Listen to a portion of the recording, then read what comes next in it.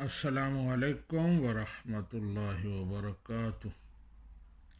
جی، سوال یہ ہے کہ تہجد کی نماز کے لیے کیا سونا شرط ہے؟ اگر ایک شخص رات دیر تک جاگتا رہتا ہے اور رات کے آخری پہر میں تہجد کے نوافل پڑھتا ہے تو کیا وہ تہجد کہلائے گی، تہجد ہو جائے گی، یعنی سوئے بغیر؟ تو اس سلسلے میں گزارش یہ ہے کہ تہجد کے لیے رات کو سونا شرط ہے۔ سو کر اٹھنے کے بعد جو نوافل پڑھے جاتے ہیں وہ تہجد کہلاتے ہیں۔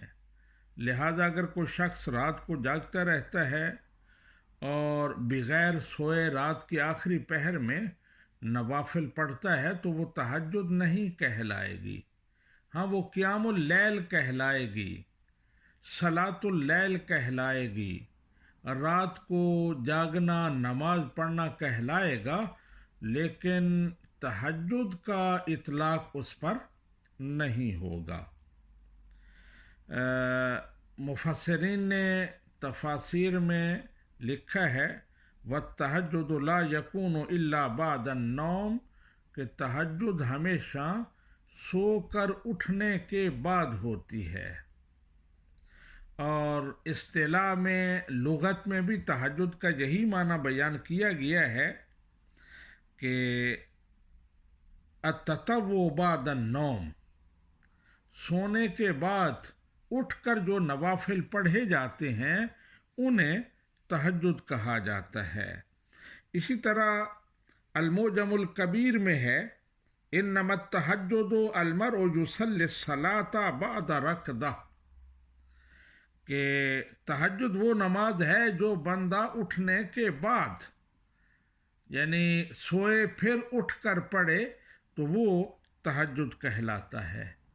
تو اسی طرح فقہ کی دیگر کتابوں میں رد المختار میں ہے، فتاوی رضویہ میں ہے اور بہار شریعت میں ہے کہ تہجد کے لیے نیند شرط ہے، سونا ضروری ہے۔ تو اکثر ذہنوں میں یہ سوال پیدا ہوتا ہے کہ ہمارے جو اسلاف ہیں، بزرگان دین، ائمہ مجتہدین، ان کے بارے میں آتا ہے کہ وہ پوری رات عبادت کرتے تھے اور عشاء کے وضو سے فجر کی نماز پڑھتے تھے، تو اس کا مطلب تو یہ ہوا کہ وہ رات کو سوتے نہیں تھے، کیونکہ اگر سوئیں تو وضو ٹوٹ جائے۔ تو ایسا نہیں ہے، بالکل وہ نماز تہجد پڑھا کرتے تھے، پوری رات عبادت میں گزارتے تھے، اور یہ بھی عین ممکن ہے کہ وہ عشاء کے وضو سے فجر کی نماز ادا کرتے ہوں۔ تو اس طرح ہوتا ہے کہ بندہ اگر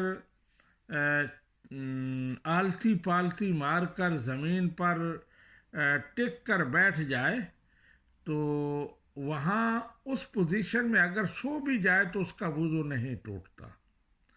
تو اس طرح زمین پر بیٹھ کر جب پچھلا حصہ زمین پر پوری طرح لگا ہوا ہو تو وضو نہیں ٹوٹتا، تو وہ اسلاف وہ بھی رات کو اگر نیند آتی یا تہجد کے لیے شرط پوری کرنے کے لیے بیٹھے بیٹھے جس سے وضو نہ ٹوٹے چند لمحات سو لیتے تھے۔